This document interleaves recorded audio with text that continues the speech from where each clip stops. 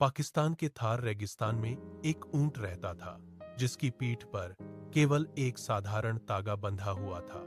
उसकी आंखों में एक अनोखी चमक थी और वो हर सुबह सूरज उगने से पहले रेगिस्तान की ठंडी हवा में अपना सफर शुरू करता था।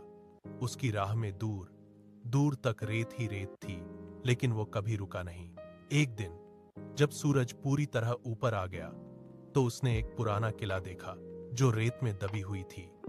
किले के पास पहुंचकर उसे एहसास हुआ कि वो केवल एक ऊंट नहीं था, बल्कि उसके साथ कई पीढ़ियों की कहानी जुड़ी थी। वो किले के भीतर गया और वहां उसे पुराने नक्शे, कहानियां और राज्य मिले जिनसे उसका जीवन बदल गया।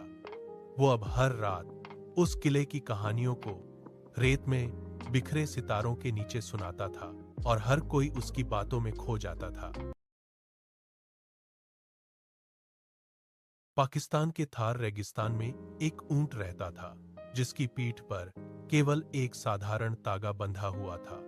उसकी आंखों में एक अनोखी चमक थी और वो हर सुबह सूरज उगने से पहले रेगिस्तान की ठंडी हवा में अपना सफर शुरू करता था। उसकी राह में दूर दूर तक रेत ही रेत थी, लेकिन वो कभी रुका नहीं।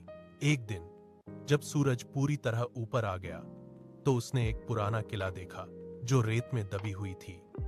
किले के पास पहुंचकर उसे एहसास हुआ कि वो केवल एक ऊंट नहीं था, बल्कि उसके साथ कई पीढ़ियों की कहानी जुड़ी थी।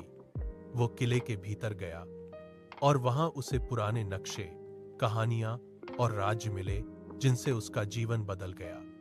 वो अब हर रात उस किले की कहानियों को रेत में बिखरे सितारों के नीचे सुनाता था और हर कोई उसकी बातों में खो जाता था।